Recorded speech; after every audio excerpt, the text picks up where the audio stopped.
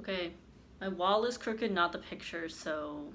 Hi guys, I'm back. It's Grayson. I make videos about architecture and engineering and my life, so if you're interested, please subscribe. Yeah, let's get into the video.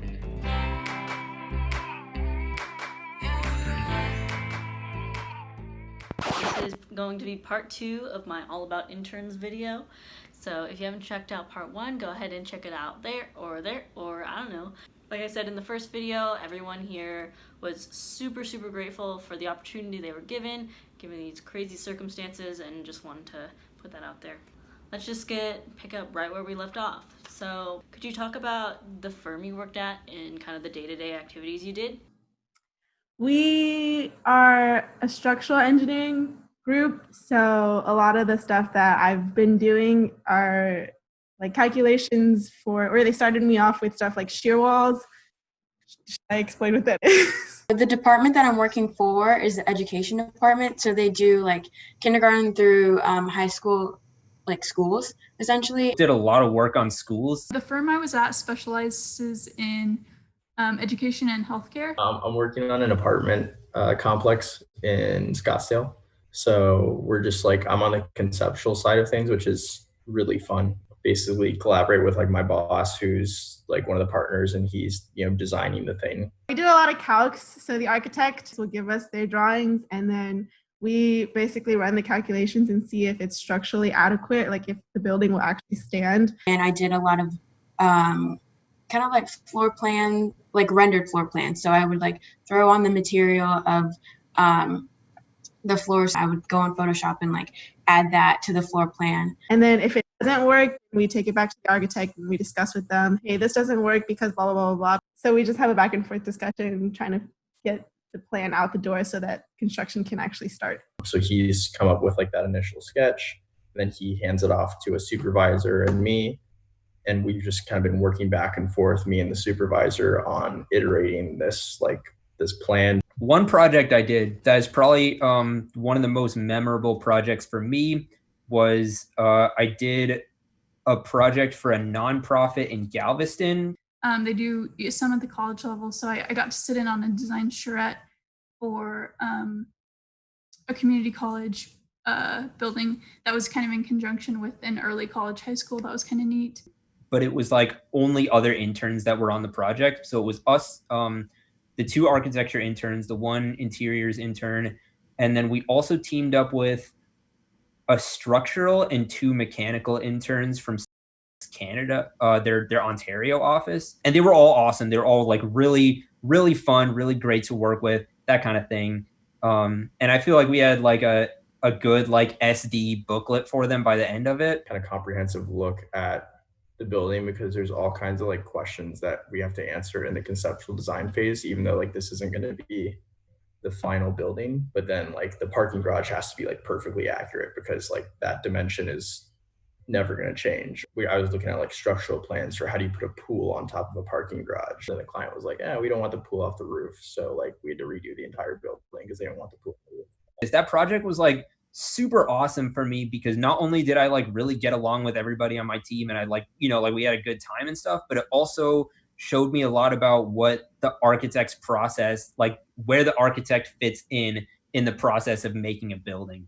I would start off my week where my boss would kind of give me like an agenda for what I'm supposed to do to the middle of the week. So from Monday to Wednesday, I kind of knew my tasks, so I would do that. And in the beginning, I did more of these like studies where they're looking at how COVID would affect schools. And then actually early on, they put me in a capacity study for a school district. And it was kind of unique to this time, because it was to figure out how many students they could accommodate with social distancing regulations. So I made like these floor plans of how the desk would be situated if they're 6 feet apart. So we went into their plans and basically just took the areas of every room and kind of put it into this massive spreadsheet that kind of spit out how many students they could accommodate in like different types of rooms. If they were to repurpose like the music and art rooms, how many people could fit in that? Where the teachers would be And then if it were to be like a hybrid situation, how would it look like if it only had like half of the class compared to the full class? And then on the engineering side, I worked on a lot of HVAC and air kind of quality designs for hospitals. But we did get to go on site visits. I went on site visits with both the engineering and architecture team. We saw like buildings in, all different phases. Those were a lot of fun. But every single week, it was always something different. Did your company do anything to foster company culture? They do a lot of community service stuff, and like they'll do like sports, like volleyball tournaments and stuff like that. On August 30th, they're gonna have like this bingo thing that it's supposed to be it's focused on like staying healthy. About halfway through the summer, they started doing like a coffee chat thing where they would pair up just two people randomly in the office. But we had a pizza party. Basically, each square on the bingo card is like something that has to do with like fitness or health or diet. So it's like, I ran like a mile today, or I like did yoga with their company yoga classes that they have. It's like a competition that they do every summer where we do a blind pizza tasting test. And you like check them off. And then the people that get like either the full board X'd out, they win like some amount of money. And he'll go buy large pizzas from 4 different places and then put them on our plates, but we don't know which pizza from which place. We do pinups. So we'll look at like some of the big projects that we're working on that are really developed. And then each week you would set up just like a 15-minute one-on-one call, and just like you would run into each other at the coffee station. Then we taste test them and we rank them in order from best tasting to worst tasting, and then he reveals which ones are from which place. There was an assigned topic, but usually it just was, just whatever was happening that week. So we did that on a Friday. He went and bought pizza and beer for all of us. Like people crack cocktails and whatever, and then they just like show one of the project. And then they did more like team meetings on each project. I know they sort of ramped that up just so everyone was kind of caught up with what was happening. Everybody just gets to see that, so that's really fun. And I think that helps like keep people connected, since we can't see what everybody's working on during COVID. Do you have any fun stories? Did you learn anything cool? Literally just like 2 days ago, I was on a Zoom call with all of them. One thing that they do that I really, really like is in our office, we don't have cubicle walls, so we just yell at each other freely if we have a question. And the interiors grad student is from UT. And so just out of nowhere, she was like, hey, like, Pranav, do you have a podcast? We need someone to like get out of a file so that we can get in, or if we have questions about their couch that they did a couple months ago, we could just say it out loud, or if anyone has a question, anyone can chime in on anything, which is super, super nice. So I don't know where the crossover was, but now all of them said they're going to listen to my podcast. So that's pretty cool. Precast parking garages are the worst. They're just the devil. What was the point of the story? Was I just flexing on you about how much fun I was having? Oh my gosh. My first day was a mess. It was the first thing they put me on was a parking garage. I was like, wow, this is totally where I saw my career going, was like one day I will get to design a precast parking garage. So I got my company computer and they told me that I was supposed to have my first meeting at a certain time, but they only gave me like this piece of paper that described like how I was supposed to sign in. So I tried to sign in the way they told me to, but it didn't work. So they give you like this default password and username that you're supposed to type in before you make your new one.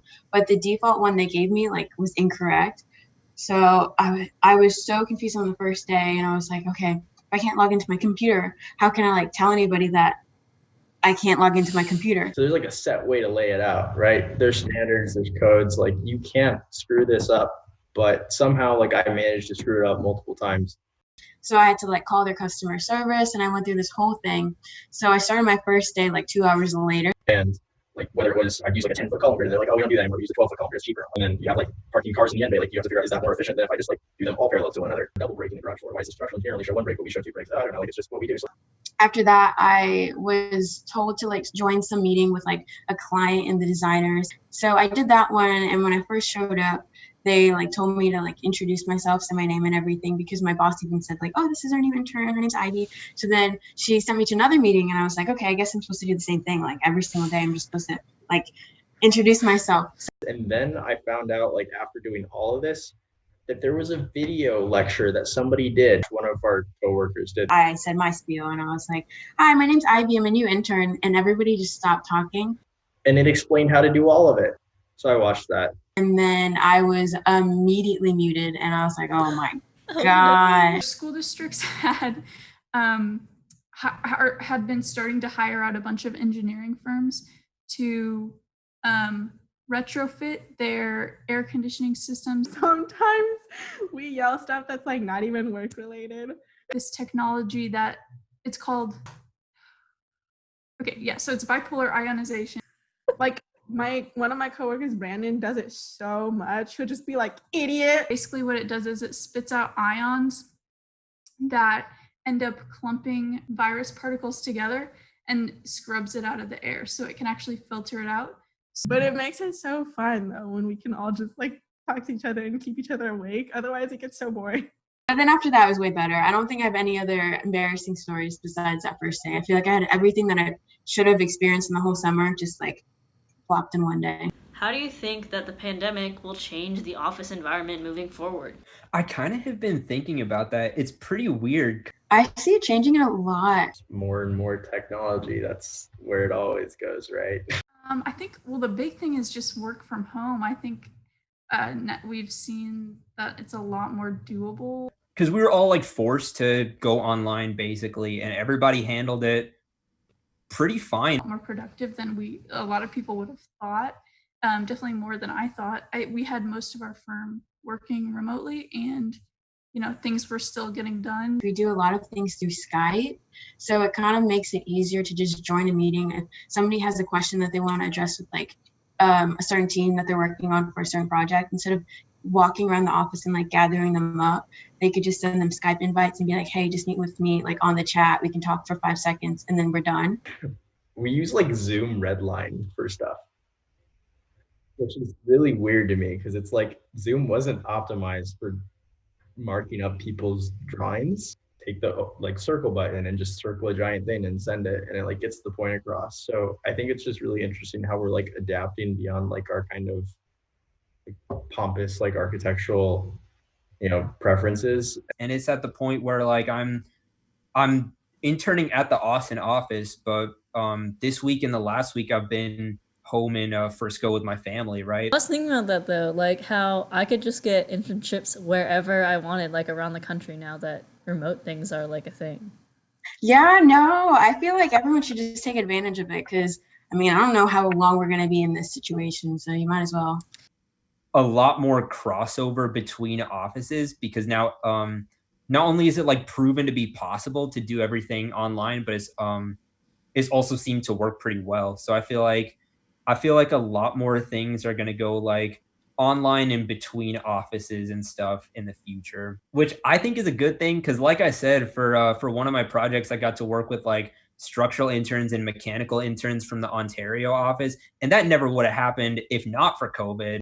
I think it's tough for the people that are doing the design, and a lot of that ends up like it's sketching and stuff. Like my boss works primarily through sketching, trace paper, markers, and that stuff. I don't know how it'll affect like the whole office culture situation if everyone's still working at home, because as designers you work for so long, and it does feel good to like go to one area where when I drive to work, I'm only working on design there, and then I come back home and then I do like my normal home situation life there. No, I enjoyed going into the office. I always did, even, when I had the option to go remote.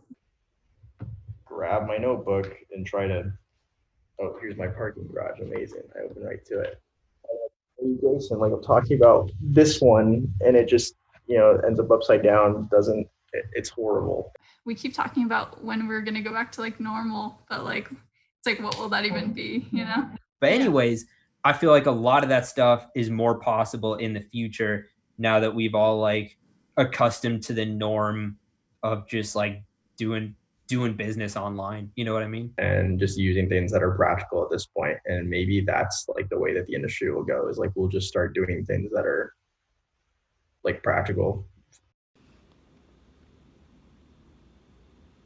Is there anything else? Again, everyone, thank you so much. I love you all. Thanks for watching. If you liked it, please like and subscribe and share with your friends. I don't know. Bye.